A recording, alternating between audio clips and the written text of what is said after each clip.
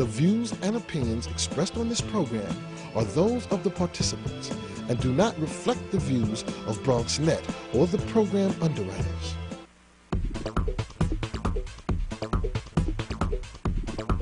BronxNet.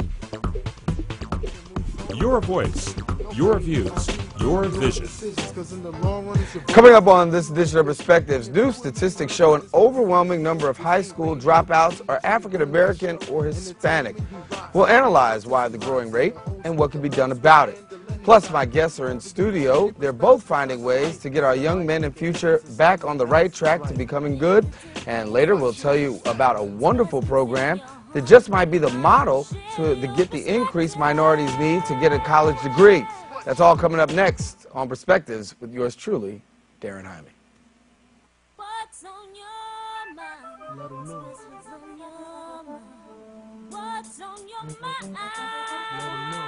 Anything relevant to life, you bring it to the table. Whether you make a move solo or a movement with a stable. No fables, you speak on your decisions. Cause in the long run, it's your voice, your views, your vision. Keeping it real with many messages for you to know. This ain't radio, but DJ runs the show. Entertainment, he rocks it. Politics, he locks it. The host with the most would handle any topic. Don't forget to share your perspective with shines of light. Cause it might make a difference in someone else's life. Make a difference. What's your perspective? Express what's in your heart and your mind. Share your perspective. What's your perspective? Hello again. Thank you for joining us for another edition of Perspectives. Remember, you too can share your perspective by sending us your comments at perspectives@bronxnet.org. And of course, if you want more information about this or any of our past shows, please visit our website at www.bronxnet.org/perspectives. Well, our first guest is no stranger to us here in the Bronx. He's the director of the Bronx Youth Empowerment Program and plays a huge role in shaping the lives of teens right here in the Bronx. Andy King, we welcome him to the show. And our guest also is the president of the Harlem Educational Activities Fund, also known as HEAF. She's done some remarkable work with her students, helping them to prepare to becoming productive citizens. And Dr. Danielle Moss-Lee is also here. So thank you so much. Thank you. As we were talking at the outset of the show, talking about the disparity in numbers when it comes to the educational system and the fact that it seems like it's harder for African Americans and Hispanics to graduate and the actual graduation rate. Any particular reason why we're seeing these numbers at a disproportionate level? I mean, I think it has a lot to do with the fact that low educational outcomes are more often tied to low income.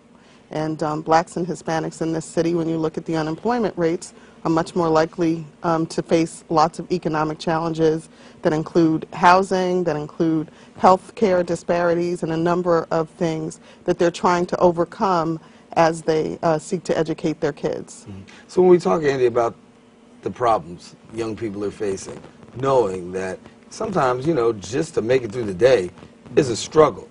And just to make it through the day at home, go to class, got a lot of, you know, a lot of stuff you're dealing with. Talk to us about the challenges that you see them facing when it comes to education. Well, when it comes to education, just with anything, the doctor mentioned about so many of the distractions that occur when you're growing up as a teenager. But if you're not able to come from a home that's stable, because it's just, a lot of our families are dysfunctional, whether you have one parent in a home or you're in a foster care system. Young people face so many different challenges, and if it's not reinforced at home of how to be positive with discipline, of making education an importance to you, or just being able to know that I want to be a productive person so I stay on the right side of the law, I don't make bad decisions. If a young person can come to the realization there that this is how they want their life to be productive, then they'll do all that they can to make sure that whatever educational opportunities that are in their communities, that they search out and they identify and they respond to positively. Dr. Danielle, but when we look at it, we are seeing that kids are dropping out of school. Not the fact they're just not graduating. Right. They're dropping out of school. Contributing factors?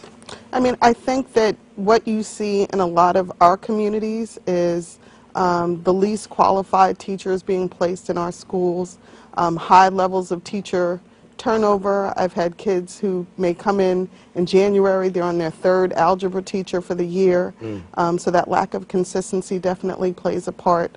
And I think, you know, dropping out of high school is about, you know, recognizing within yourself that there's no connection between you and that institution. I think that the world that kids operate in has changed substantially. The cultural makeup and demographic of the country has changed substantially. I think that schools, for the most part, have failed to be responsive to that. I heard Dr. Adelaide Sanford was speaking recently, and one of the things she said is, you know, it starts in nursery school.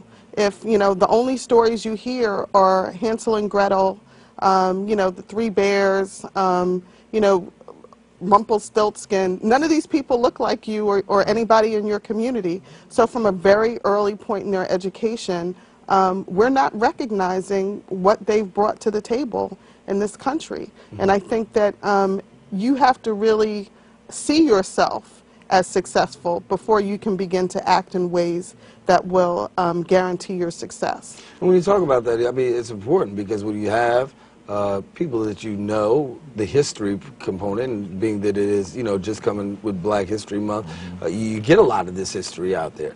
But yet and still, when you have all this history out there, the one thing that can be said is you don't always find it in the schools. And what can we do in terms of getting that kind of integrated education? Because obviously that would be a contributing factor in helping kids when they see someone who looks like them or see a story other than the average stories that we're seeing. It could have a positive effect, correct? It definitely would have a positive effect. For me to walk into a classroom, and I've had this in conversations with the students, to walk into the classroom, to see someone there teaching me who can identify what I'm going through in my community and then help me understand what I've just gone through and been able to help me connect the dots of why I'm in the classroom, why I need to know about how to put a sentence together, why I need to know about how to do math. But if that person doesn't connect to me as a person, I cannot connect to them. Sometimes the learning is not even the first thing that's on my mind when I walk into that classroom. The sad thing, and I agree with the doctor, is that it has to start from when young people are really young. And one of the other things that I've learned is that some teachers have told me that they've been chastised or even fired or suspended when they decided to deviate from the curriculum that's out there, when they wanted to teach the kids a little bit something that's off the curriculum, but just to empower them as far as their own history, not just quote-unquote American history. How do you counteract that, doctor? I mean, I think that there's an important role for communities to play and for parents to play as well. I know that the Children's Defense Fund has put a lot of resources into developing a curriculum for freedom schools. And so I think, you know, lots of our churches and other community-based organizations need to be embracing that curriculum and making it available to our kids. The contributions of African Americans and Latinos in this country have not been episodic. And so to say, you know, you have Latino History Month and African American History Month, I think does us a disservice. But I think apart from the historical, you know, needs in terms of curriculum, I think we also need to look at how we deliver curriculum. I think that, you know, kids are growing up in a very multimedia society. And so the model classroom that puts an adult at the front of the room and basically has the kids listen to that person for the better part of an hour and, you know, write on a piece of paper is not something that kids who are texting, who are Facebooking, who are tweeting really can relate to. And so I think there's a radical, a need for a radical revisiting of how we engage in teaching and learning in a way that excites young people. And at the same time, they need to know that everything, you know, is not purely enjoyment. And I think you know, we need to build a sense of resiliency in our kids as well. You know, some things are going to be more entertaining than others, but, you know, you have to keep the end goal in mind. Some people will get upset about this, but we do believe that education starts at home. Yes, it does. Parental involvement. One of the things that we're finding right now, particularly when you talk about the minority community, is I don't know if it's an apathy of parental involvement when it comes to attending PTA meetings, being involved with teachers, things of that nature. Do you find that the parental involvement, particularly in the minority community, lacks compared to you know, whites and other ethnic groups? I mean, I think, you know, generationally, if you've not had a good experience in schools, then you're less likely to see them as welcoming institutions in your community, and you may be less likely to come out. I think that somehow or another we've developed a very middle-class ideal of what parent involvement looks like. You know, everybody's not got the time to bake cookies and come out to PTA meetings when they may have other kids at home, they may be working a late shift. And so I think we've kind of set up this middle-class suburban ideal of parent involvement, and everybody who doesn't fall within that purview isn't doing enough for their kids. But you don't have to physically come to the school to be an involved parent.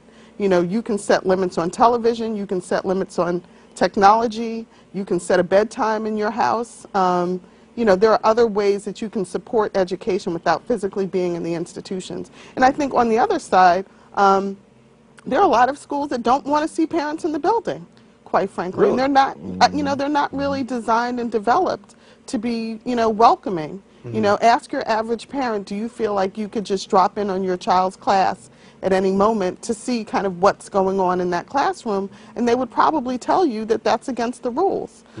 So, you know, and I think that that expectation definitely varies from community to community. When you look at schools in the Bronx, you know, I fly just about every week, so I'm used to going through a metal detector, you know, every week. It really struck home for me, I think, when after the metal detectors were first, you know, put in the school system, because in some of these school systems, it looks like the metal detectors are almost more stringent than actually at the actual airports. What do you think? What do you feel stuff like, and understanding a need for safety, and you got to be safe. But what do you think that does for a kid's psyche, having to go to school with metal detectors? Well, my program operates out of a middle school. And it's really frustrating every day, every evening that you have to go in to feel like you're a criminal to go through a scanning. One of the concerns that the kids have expressed that sometimes during the morning that they have been late due to the fact that there are lines of people trying to get into the school because of the scanning machines. I tell a quick story. One of the principals told me that she was told by the Department of Education to put the scannings in because they wanted to trial and test it and see how effective it'll work. She disagreed with it, but you know what? Once they were in, they couldn't have them taken out. So the way that they're doing, implementing and putting scanning in, if you really want to save kids, the kids know who are the bad kids and who are not doing what. I say there comes a point in time that we as adults and those who say are committed to teaching and helping young people, that you need to actually really invest a little bit more of yourself in learning young people, because young people are not bad per se by nature. A lot of this behavior is taught and it could be corrected. And criminalizing me at 12 and 13, thinking that this is the norm, that every place I need to go, I got to take off my belt, I got to take off my shoes. You should see how some of these kids get undressed before they walk into, and now you want to tell me to go learn fractions after you just disrobed me. And treated me like I did something wrong before I didn't even do anything wrong. So this really has to be evaluated how it has an impact on learning, you know, if the real goal is teaching our kids. What about the psyche? What do you feel? I mean, I had a conversation with some of our young men a couple of years ago, and what we were hearing is, I'm 12 years old. When I go into a store, I get followed. You know, when I get onto an elevator with someone who doesn't look like me, they may clutch their purse. They may get off the elevator altogether. Then when I go to my school, I have to be scanned before I can begin my day of learning. And then we have to look at the media images of Black and Latino men and what's being portrayed in the news and what are we seeing. There are lots of good, hardworking men of color in this city. But that is not the first visualization that you get when you think, you know, black male, 5'10", 6'3", you know, dark hair. You know, we get a criminalized view of what it means to be black and Latino and male in this country. And so now you're mad at me because I haven't bought into the system and I'm not playing the game. When what you've been telling me from the time that I, you know, could really begin to perceive the world is that, you know, success is not part of the equation for me. You know, and so we're definitely sending a message, and it absolutely has a deep and abiding effect on how young people see themselves.